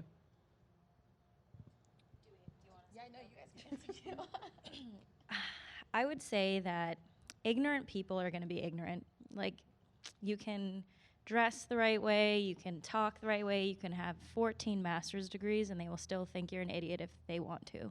So put your energy in the people that believe in you and put it into yourself, because, I mean, I've been told, you're dressing, it's a distraction. Oh, now you look terrible because you're in sweatpants. Like, people, you know what? You're not going to make everyone happy. So yes, there's definitely smart decisions to make, but there will always be ignorant people, and you will just have to deal with it a lot of the time. And definitely, I think, like, the respect piece, like, and the relationship piece go back to, like, regardless of whether you're male or female, like, if you have great relationships with people and they trust you, trust is huge. They'll have your back, and they'll speak well of you in other places, and those would be my two pieces, I think. Yeah, this one is an interesting topic for me too, if I'm sort of asked to think more than I already do on a daily basis, because it is still a very male-dominated industry. But there are many male-dominated industries in society overall. It's just, of course, sports is the one that maybe over-indexes right now. And I do think we all up here have a role to play in helping where we go moving forward. But it is a daily conscious choice that we make vis-a-vis the other people that we come into contact with. Is it fair that we've got to roll in every day with the thickest of skins known to mankind in some cases? And I've got colleagues on the news file as well. They sort of have a similar kind of, the industry is intense. And that means in that moment, you know, for Megan, that training is going to come in handy because she's not going to overreact, hopefully. I probably would have overreacted. I have wanted overreacted. to, I won't lie. Right? My face was probably beet red, but. Right. These are kind of those that you do. I mean, similar to sort of what Bailey was saying, and I just had Taylor Swift's, you know, haters are going to hate. But they're probably the ones who need the most love because it's about them. It's not about you. And that's a lesson I've only recently learned in about the last 18 months in my career, and I've been doing this quite a while. People are miserable. Yeah. And so those are the ones you kind of have to put your arm around and let them know it's going to be okay for them. Because ideally, the one thing you're never going to do is do something that puts them in a bad light either. And that's always the difficulty thing, right? We as women often compete against each other, and we need to build each other up. So imagine men who feel like we're suddenly going to take over their world. Dear Lord, they're terrified. But it's an opportunity for us to have a much more almost, again, remain authentic to yourself. You have to look at yourself in the mirror every morning you get up. That's how I know whether I can actually go into the office. That's my gauge. But you've got to have those moments with them as well to say, we're doing what is best for us overall, for the industry, for the team, for whoever it might be, and have them hear that side of you. And I find, at least recently, I've had an incident like this, and it's just helped to ease the tension. Again, it's not fair, ladies, and one gentleman who's writing it all down for the newspaper, I feel like. But it is something you will continue. Write it down for the newspaper. It is something you will continue to practice, and hopefully these moments will just appear less and less. But it's going to take work. It takes everyone's collective work to try to make that happen, and it's not easy. It's difficult. I cry a lot in some cases. Crying is okay. Crying is okay, and as I say before, asking for help is okay. Having those allies or having those people you can speak to. I see somebody professionally once a month. I need that check-in to help me figure out then what is the right way to go. Because recently, in fact, it was said to me, the reason I've not been promoted is because I have terrible soft people skills, which has always been equated with, I want the best out of everyone if you're going to work with me, because Canadians demand the best out of us when we show up every day. Sorry, go ahead. Oh no, I was just going to add is that be the best doesn't always mean being like a man or what people think are male qualities. Female qualities, or what are ascribed female qualities, have like huge, huge value. And so don't always think that you have to be the bee or the man or whatever the qualities are that make you up.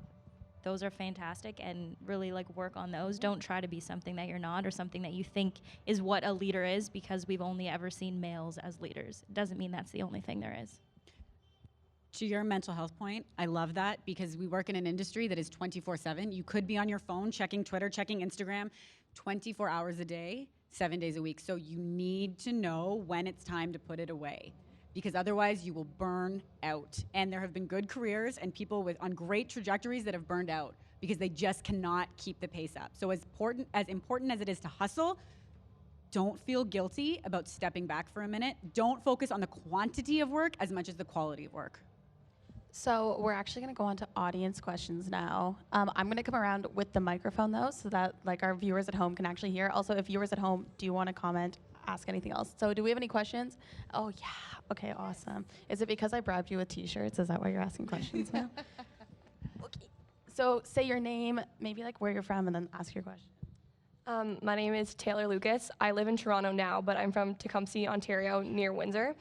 My question is, have you ever felt disrespected by another woman in the field? Because I understand that could be discouraging as well, because I'm sure as women you want to bond with the other women in your field, but have you ever been disrespected by another woman, and how did that feel?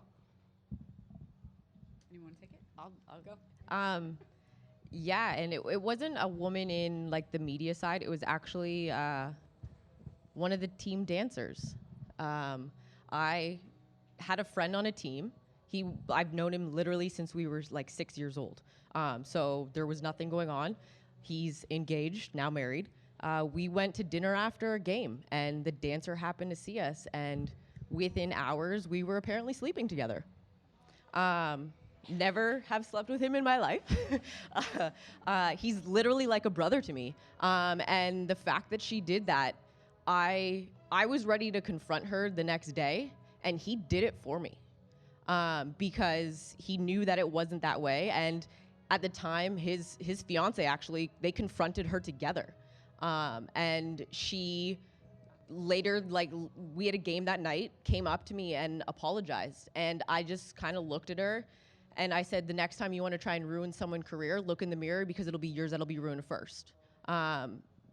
Rumors can start very easily based on what you see, and what you see is not always the truth. And kind of to what Bailey said with the haters thing, social media is just as bad. I have to commend Jamel Hill is probably like one of my favorite social media followers. She claps back at people like there is nobody's business, and it's so witty. And I've begun to do the same, and my bosses hate it because they think that if they don't have a display picture, I shouldn't respond. But at the same time, if you're gonna take the time to hit me up, I'm gonna hit back. And I've learned to be very witty in my responses. I actually sent someone who it was a female who decided that she was gonna put on Twitter that I was only in media because I wanted to find a husband, aka a jersey chaser is what we like to call them in the industry, because they do exist. There are women out there who literally just want a husband that has a 8-figure paycheck. And I clapped back by sending her an autographed photo of me.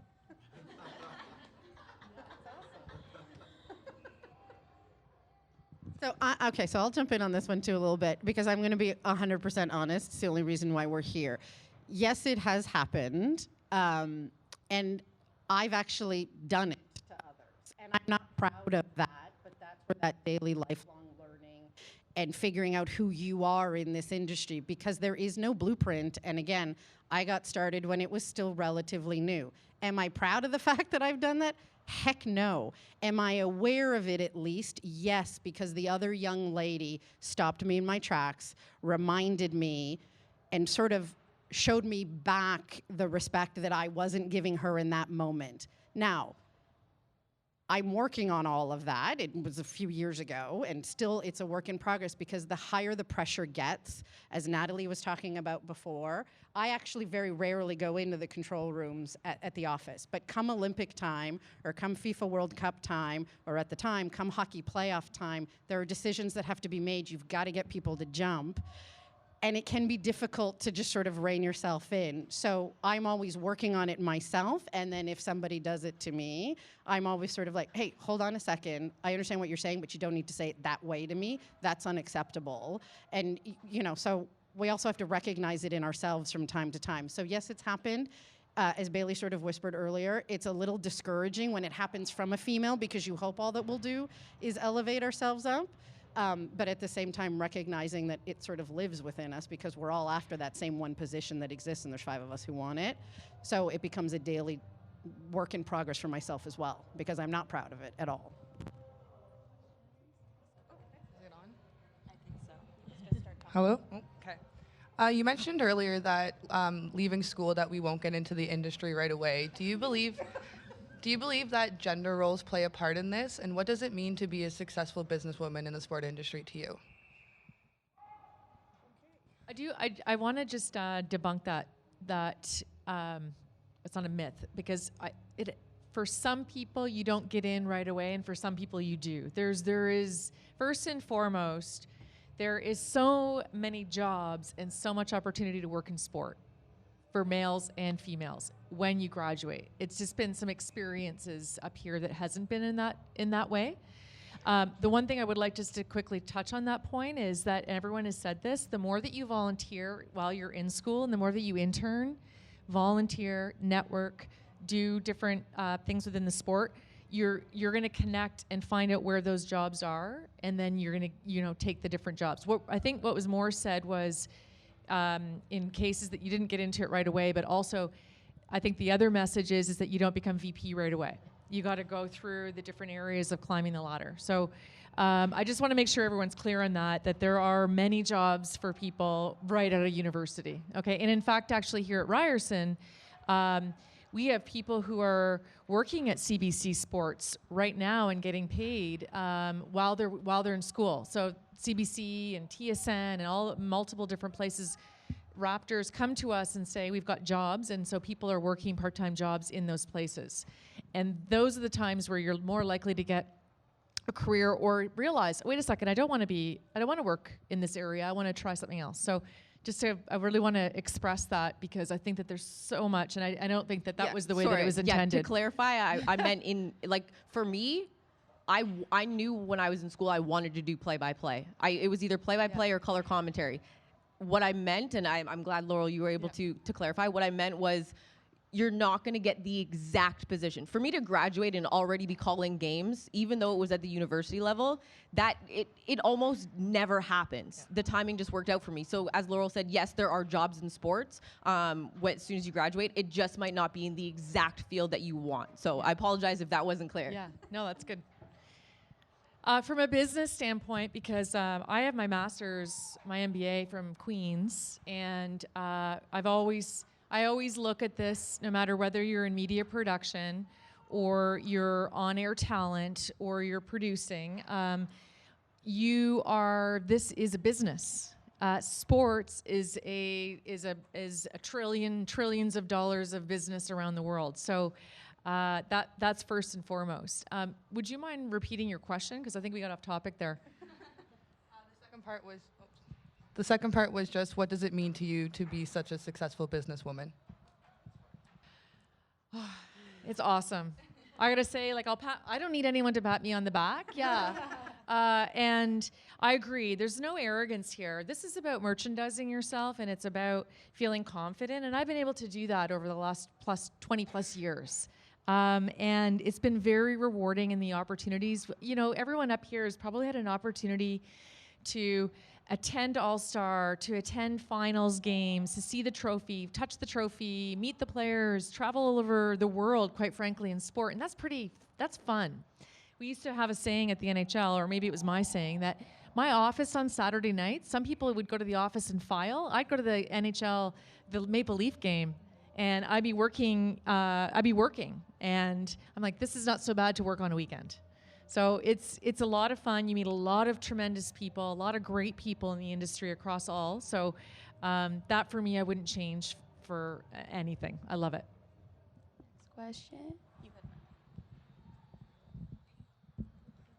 I just want to ask, did any of you have a mentor or a person in your life who helped push you into this industry? And those of you who did, what do you say that the importance of having a mentor is? I've had a number of mentors, and I think it's always having people that you trust and you believe in, and they believe in you. And again, going to people for help is huge. I think it's invaluable to have people in your corner, people who understand the industry, people who are female and male, because it's unique. It's not everyone gets the lifestyle. Sometimes your friends, your family, they don't understand why you're exhausted. You're going to games on Saturday night. You're going to NBA All-Star. Why are you complaining? You do need people that kind of understand the reality that you're in and can give you advice. So I think it's hugely invaluable, and I would encourage anyone to kind of find those people because as much as like young talent and learning new things is incredibly important, as working for Canada Basketball, I know more than anyone in the world, if you've ever watched us play Venezuela, experience, there's nothing greater than experience. You can have Andrew Wiggins, every new, most talented player in the world, but if you don't have that experience, you will fail miserably. Don't get to go to Rio. What I would say too is you won't fail. You won't fail. You won't fail. No, you may not win that game. Sorry, it's still a little fresh, two years, but you do need experience and having people as you get that experience who have it already is invaluable. I think it's important to, when you find a mentor, to find someone who's honest, not someone who will sugarcoat. In a lot of ways, my mom, I've been fortunate to grow up with a mentor who was on air and was an executive and did a lot of the things I still aspire to do. But one of the reasons she was so valuable is because she's so honest. I'll send her a clip and she'll say, you know, that voiceover, not so good. You know what I mean? And then, but I love you forever, honey. You know, so you want someone who will be very honest with you, who won't always sugarcoat it.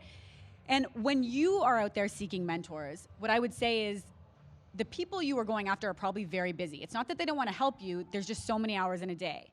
So if you're approaching someone, what I would always suggest is give a time frame. Hey, I want to meet with you for 15 minutes, maybe 20, and stick to that time frame. And when you go meet with them, don't open with, tell me how I can be you. Tell me how I can get your job. It's a fair question, but it's a big question. When I meet with people, I love when they pull out a notepad and I can tell they've done their research. I can tell they know what I do, and they're meeting with me not just because they saw me on LinkedIn and thought it might be cool or might be smart, but because they're actually genuinely interested in some aspect of my career or think I can help them in some way, and I want to help. But if you're seeking out a mentor, come in prepared and you know, come with a set amount of time, respect that person's time, because as Bailey's mentioned, and I 100% agree, relationships are everything in this business. Not a single job I've had, maybe one of the jobs I've had, has been posted the regular way. The rest have all been either opportunities that I've created or through word of mouth. It's also not a bad thing to have mentors from different walks of life, different industries, right? I mean, we're all in sports, yes, but one of my closest mentors is, and one of my most valuable ones is in fact not in this industry and doesn't understand this industry. But it's in fact seeking that kind of insight as well that just helps keep a bigger picture on what is it you're trying to do and what is that ultimate goal. But they are absolutely very important. One of my master's professors at Florida State actually had said, at the end of the day, it's not going to be about those pieces of paper on the wall. You can have as many as you want from as many different universities as you want, but it's going to be about those experiences you create, those relationships. Absolutely. I love that idea about being prepared. There have been numerous times I've sat with people and they just sort of stare at you for the first 5 minutes, and then I lead the conversation and I'm not sure what it's about. But also consider mentors from other areas that can help guide and provide you an insight. Okay, next question. Oh, we'll go to the gentleman here. Hi there. So I just have a question. You talked a lot about opportunities and ways to get yourself involved, speaking to people, creating relationships. But how would you suggest for someone that isn't in the industry, didn't start out there, kind of like an entry point, how to get in and kind of work your way around so that you can start? Bailey? Volunteering. I mean, for me, I have paid my own way within my job currently to go to the next level. So, I mean, before I got into sport, I volunteered. I volunteered at games. I flew myself to Newfoundland to work on the Junos. I was like, I really, want to work on the Junos. Eventually, I want to move to Toronto. It's in Toronto in 2 years, so I'm going to email this random person and tell them I'm going to fly there and volunteer for them. And people want volunteers for free, so it worked out. So I would encourage you to volunteer. There's a ton of opportunities in this city, in other cities, in the States. I mean, go where the experts are is a huge, huge, huge piece of advice. One of the things I did 4 years ago was I asked if I could take 4 days to go to NBA All-Star. I paid for my own way. I volunteered with with the NBA, just random people through relationships, and that was one of the best decisions that I've ever made. And I'm leaving next week to go to my 4th All-Star to volunteer for more things. But it's continuing to build those relationships and continuing to find new things, new experiences you might not get in school or whatever, that you can really add to your arsenal of things. So volunteer, volunteer, volunteer.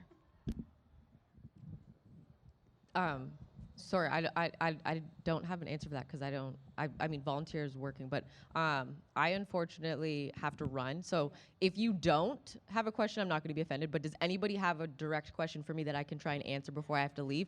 I have to actually go on air for 2 o'clock. And if you don't, I won't be offended. I promise. Okay. Okay, awesome. cool. Let's give her a huge round of applause. Thank you all for coming. I appreciate it. Thank you. Thank you.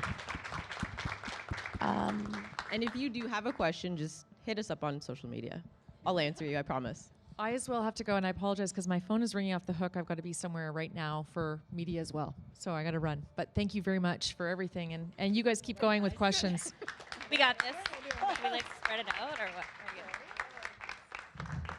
We're cozy. Yeah, we're super good. The only other thing I would add to what Bailey had said is that the route or the journey into sports doesn't actually always have to start in sport. There's so many different, a lot of the job skills out there that you may get in a different industry can transfer over to this world, right? Everything is like that. So you may work for a bank at first and then end up within CIBC's, para athletic type stream, or you may be at RBC and then end up in their Olympian type journey. So, my father is now a retired chef, but in his work within the food industry, there's actually quite a bit that you end up crossing over into that kind of sports industry. And so when I became a director of operations at Florida State, suddenly the menus were, prime focus. What was I going to feed these kids 4 hours before a game? Because it was my job to make sure the players could play and the coaches could coach. And the years of experience I had sort of shadowing him actually played a huge role in that. So never consider that your journey may start or move, as we have said, into another area. Just because the title doesn't have sports in it or you're not directly related to a team or a player, it doesn't mean that you won't ultimately be involved in something from a storytelling perspective. I mean, I think at this point, Kate is a great example. She's actually moved over to the social and has kept a foot in sport. But predominantly, it sounds like you're in that lifestyle area, and that's okay. For sure. Yeah. For sure. I think I couldn't say it better. You can be flexible. Your skills are transferable. So if you're a hustler, if you're a good worker and you're smart, talent will rise to the top regardless of industry. I would make just a quick aside. If you do volunteer, if your only intention is to go to somewhere and get a great photo for Instagram or whatever, by all means, go and take your selfie with someone. But if you want to be in a career, don't ask people for photos. Don't ask people for autographs. You're there to work and you're there to learn. You're not there to build your social media profile, unless that is your specific role. So I'm going to go to this side of the room because I haven't seen them. We're going to have time for like one, maybe two questions before we break for lunch. But the nice thing is if you guys have any more questions, you can just come up to them after and ask. But one of you had a question? Question more directed for Kate. I have a women and gender studies degree as well, so I'm just wondering on the mental health or the female side of being in the industry, does it ever change how you perceive things or work, or does that background change? Because I find it sometimes it does for me. How does it change it for you?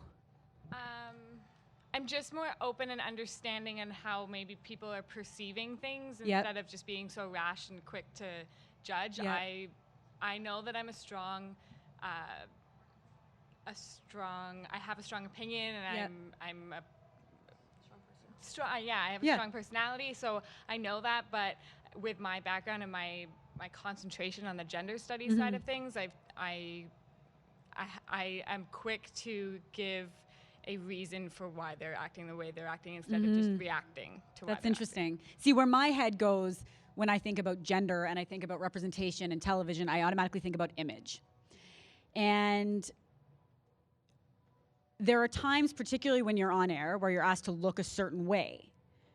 And that might not always be the way that you want to look or be perceived, but that's the look that, and I don't even know if I'm answering the question, but this is just where my head went. But that's the look of the network. That's the look of a female sportscaster. So for me, I love baggy. I love big, flowy thing. In my natural element, I'm in sweatpants, and if I have to dress up, I'm in baggy pants. But that's not good for TV, nor is it necessarily good for the ideal female sports broadcaster look. So there are times where of course, I feel conflicted. I get shellacked with makeup. It takes a pit crew like 30 minutes to get me ready to go on air. And it's funny, these are conversations that your question is timely because I have these conversations in my head right now, which I hope is totally normal when you talk to yourself in your head. But I have friends of mine who are at home with their kids and they see my Instagram and they think, oh my God, that looks so great. And I want to tell them there's a part of TV that is visual, which means it's a little bit contrived and a little bit fake. And there's a reason for that. as we've touched on, sports and sports television bring in money.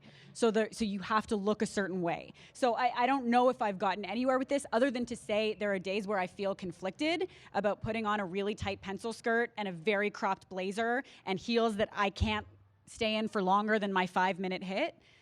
And yeah, there are days where I feel very conflicted about gender and gender representation on television. And the other thing I think we don't see enough of is women of color and women who aren't white blonde girls, you know? And I would be lying if I said I wasn't benefiting from being white and blonde. I absolutely am.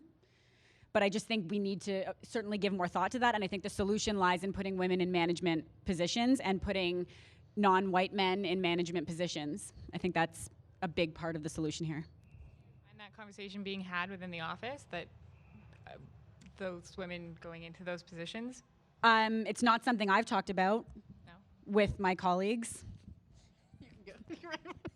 I talk about it every day. Every chance that I have to talk about it.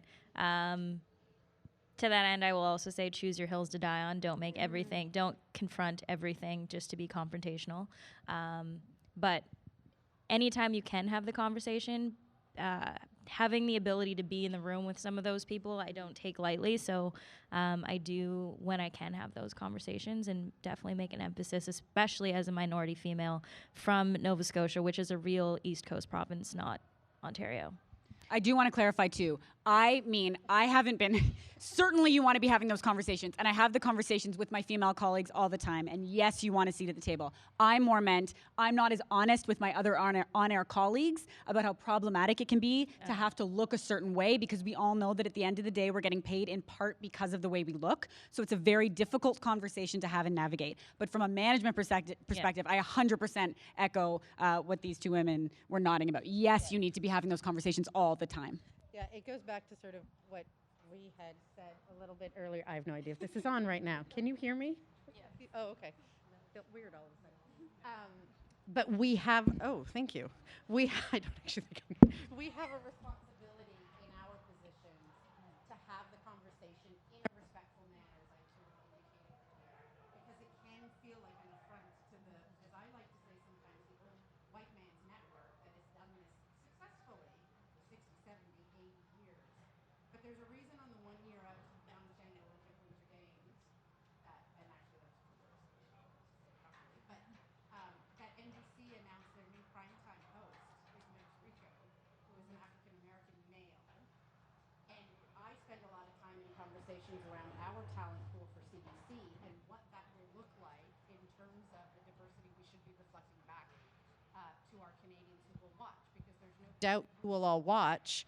And the one key factor for us, and the entire insight I used on our marketing campaign for Rio, which is different than the US, is that we are a multicultural society. And therefore, we don't all look like Scott Russell. And I love Scott Russell, don't get me wrong. I kind of wish he'd be here today doing the keynote for you at the end, although I did get insights, because nobody inspires quite like he does. But he doesn't reflect any of the realities you guys live. And that is a difficult conversation. It admittedly is a hill I have decided becomes one of my primary conversations at any meeting I have if we're talking talent development and management and things like that, is I think it's only fair to our younger generations. It's not always an easy conversation, and that's why it's always incredibly impactful for us as the next generation and the next waves start to happen. Oh, and now I am changing microphones, because who shouldn't hear from me? Right. Hopefully I was saying something worthwhile there.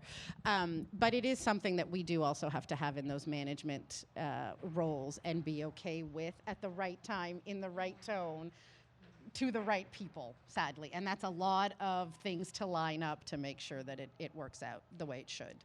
And I'll just add, too, I also have the privilege of working with both genders in terms of men and women's basketball at 4 age levels. So equity in terms of how we promote things on our social channels, on our websites, who we do interviews with, there have been many a time I have dangled a male personality around to networks to say, you can have this if you take this as well. And it's incredible once they have the opportunity to talk to some of the females, how they just want them even more. So I think using things you can to your advantage, the things that are there and the things that have been there is great if you can do it. But definitely for me and for Canada basketball, it's super important to make sure that we're being equitable for both genders and both of our teams. Oh, is this on? Okay, we're actually gonna have to wrap up the panel now, but can we give a huge round of applause, guys? We went much longer, but it's okay because the conversation was really good, so we didn't want to stop.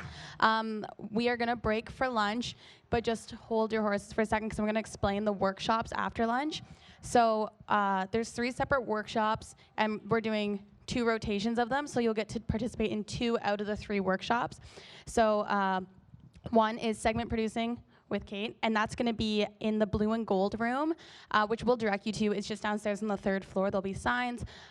So there's segment producing. There's, yeah. So that is actually, if you're interested in on-air as well, that's a good option for people on-air because there will be a bit of producing, but it will also be about on-air delivery. And you don't have to be nervous. I will be, we'll all be generous together and love each other for stepping up and trying our best. And then there's also marketing, which will be an Eggy's Summit, which is also on the 3rd floor just above the basketball court. And then there's on-air presentation. So reading off a teleprompter, there's also the different areas of on-air. So whether it's in-arena hosting, doing this kind of thing. And that's with me, actually. So that's going to be in the studio, the Sportsnet RTA Production Center that's just over there. We're also going to learn about all the positions in a control room if you've never done that before, which is really unique. So marketing, producing / on-air presentation, on-air, and marketing. Did I say that twice? Oh my God, I'm getting a headache. You can tell I'm really hungry. So segment producing, on-air, and then there's marketing is what we'll call them for now. 3 different ones. Please arrive there just before 1 o'clock, so preferably 12:55, so that we can get started and the ball rolling. They're gonna be an hour long, so right now we have about half an hour, 40 minutes for lunch, and the food is just outside the doors. You can grab your food, then come back, sit here, network, talk to people, and then figure out what workshops you want to go to. Sound good?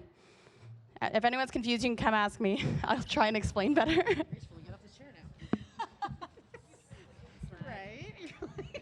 And I'm saying goodbye to the live stream, and everyone here, give a round of applause to the people that watch the live stream, because the live stream is no longer going to be with us. Thank you so much for watching, guys, especially those that sent in Twitter questions or comments on the video. Thank you for coming and digitally being part of WiSE. This is actually exactly what the future of this industry is, so that's really exciting. We're going to go eat. You can too if you've been watching this for 3 hours, and we'll talk to you later.